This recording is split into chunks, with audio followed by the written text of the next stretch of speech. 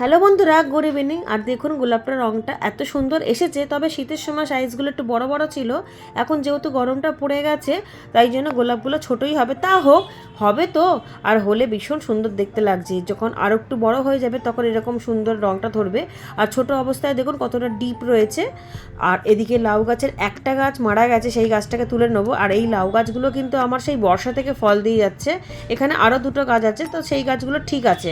আর প্রচুর টমেটো পেকে গেছে। যেহেতু আমার মেয়ের পরীক্ষা চলছিল বলে আমি ছাদে তেমন আসতে পারিনি। এর মধ্যে আবার বৃষ্টিও হয়েছে। বৃষ্টিতে দেখুন আমার দু একটা চারা কিন্তু একেবারেই নষ্ট হয়ে গেছে। এগুলো ভেন্ডির চারা ছিল, এইটাও নষ্ট হয়ে গেছে। সামনে আর একটা দেখলাম, সেটাও নষ্ট হয়ে গেছে। ব্রকলিগুলো কোনো ক্ষতি হয়নি, তবে ফুলকপি গাছগুলো ভেবেছিলাম যে নষ্ট হবে। ব্রকলি বৃষ্টিতে খুব একটা ক্ষতি হয় না, হয় ফুলকপি বাঁধাকপি। তো দেখলাম বাঁধাকপি দু একটা একটু কেমন লালচে লালচে হয়েছে, তবে তেমন কিছু হয়নি। তবে এদিকে বেগুনগুলো ছোট ছোটোই ছিল, তবে একটা বেগুন দেখতে পাইনি, দেখুন পেকে গেছে। তো এইটাকে ভাবছি বীজের জন্য রাখবো বা তুলে ফেলবো, কিচেন কম্পোস্টে দেবো নাকি চিন্তা করছি। কারণ এই জাতটা খুব ভালো ছিল। আর প্রচুর পাতা টাতা যেগুলো চাপা দিয়ে রেখেছিলাম সেগুলো কিন্তু ভেজে নিই। আর এপাশে একটা লাউ দেখুন, এই যে রেলিংয়ের ধারে হয়েছে, পুরো পেঁপের মতো শেপ হয়েছে। তো যাই হোক, পেঁপের মতো শেপ হলেও কিন্তু অনেক লাউ আমি এবারে পেয়েওছি। আমার কোনোবারে গাছ বাগানে এতটা লাউ আমি পাইনি, কারণ এত লাউ গাছ আমি কোনো সময় করিনি। দুটো বা তিনটে করেছি, কিন্তু এবারে আমি লাউয়ের সংখ্যাটা একটু বেশিই করেছিলাম, সেখান থেকে প্রচুর লাউ পেয়েওছি। আর যে গাছটা শুকিয়ে গেছে সেটা দেখুন মরতে মরতেও একটা ফল দিয়ে যাচ্ছে। প্রচুর লাউ পেয়েছি এখান থেকে, আর পুরো বর্ষা থেকেই ফল পাচ্ছি। আর এই লাউটাও কিন্তু বেশ ভারী আছে, রসালো আছে, সেই জন্য ওটাকে তো তুলতেই হবে, যেহেতু গাছটা তুলে নিয়েছি। আর লাউ গাছের ট্রেটার চারিপাশ দিয়ে আমি পেঁয়াজ গাছ বসিয়ে দিয়েছিলাম। মানে ছোট ছোট পেঁয়াজগুলো যেগুলো ছিল, সেই পেঁয়াজগুলো থেকে অনেক পেঁয়াজ হয়ে গেছে। অনেক সংখ্যায় হয় কিন্তু সাইজে ছোট হয়। যেহেতু এখান থেকে পেঁয়াজ কলিও নিয়েছি, পেঁয়াজ পাতা তো প্রথম প্রথম নিয়েইছিলাম রান্নার জন্য, তারপরে পেঁয়াজ কলি নিয়েছি। আর দেখুন কত পেঁয়াজ, একটা পেঁয়াজ থেকে অনেকগুলো পেঁয়াজ হয়ে যাবে। যদি রেখে দিতাম তাহলে পেঁয়াজের সাইজটা আরও বড় হতো।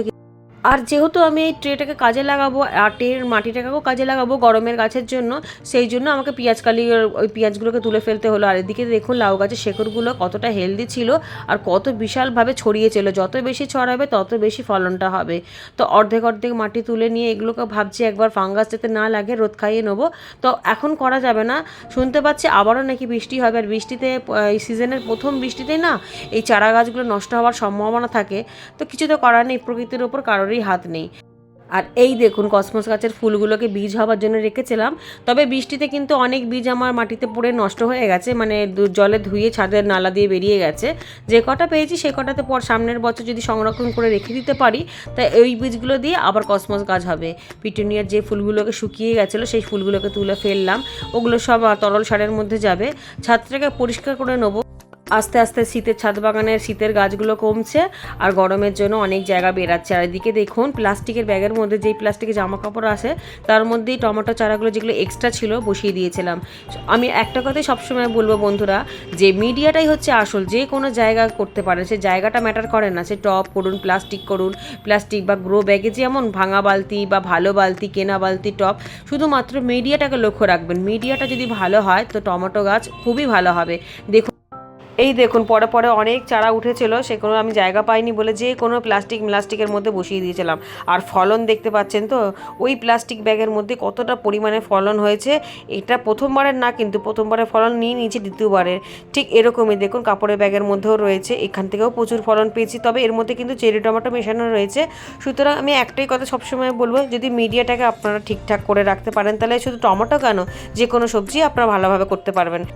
এই দেখুন এখানে পেডিগ্রির যে প্যাকেট আছে সেই প্যাকেটের মধ্যেও আমি বসিয়ে দিয়েছি, কোনো অসুবিধা নেই। আর গাছের মাটিটা এতটাই ভালো, দেখুন গাছটাকে আমি কোথায় ধরেছি তবু গাছটা কিন্তু মাটি থেকে খুলে আসবে না, অথচ ঝুরঝুরে মাটি।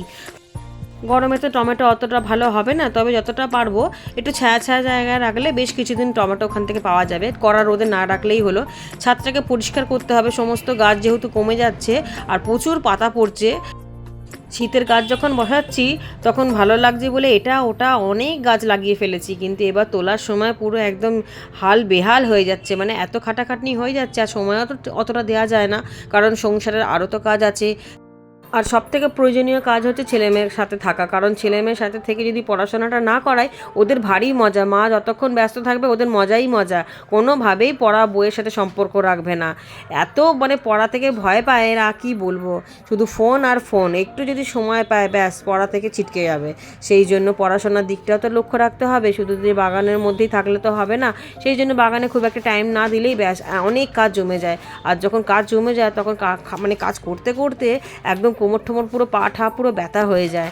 তারপরে সংসারে রান্না ঠান্না প্রচুর কাজের তো শেষ নেই। আর এদিকে দেখুন চন্দ্রমল্লিকার ফুল কিন্তু এখনও ফুটছে, আর এই ভ্যারাইটিটা কিন্তু আমি সারাটা বছর রাখবো, এক সাইডে রেখে দেবো। এদিকে ঝাড় ঠাড় দেওয়া হয়ে গেছে, সাজিয়ে রাখবো। আর যেহেতু বৃষ্টির জল পড়তেই পুদিনা গাছের পাতাগুলো এতটাই সুন্দর হয়ে গেছে, এত ঝোপালো হয়ে গেছে, এটা তুলে নিতে হবে, কারণ তুললে আরও হবে। যত গাছের পাতা বা সবজি বা ফল তুলবেন তত বেশি হয়, রেখে দিলে কিন্তু ব্যাস ওটার মধ্যেই থেকে গাছের পাতাটা পুরো হয়ে নষ্ট হয়ে যাবে।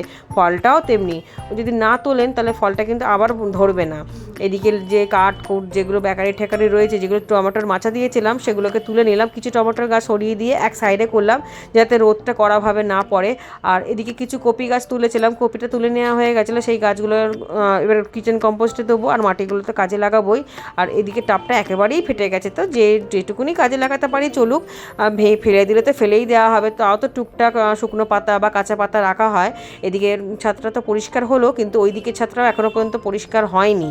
তবে একদিনে তো সম্ভব না একা একা কাজ করা। এদিকে সন্ধে নামছে, আর এগুলোকে তুলে গুছিয়ে রাখবো, পাতাগুলো এইভাবেই শুকিয়ে যাবে। এই ভাঙা টাপটার মধ্যে দিয়ে রাখছি।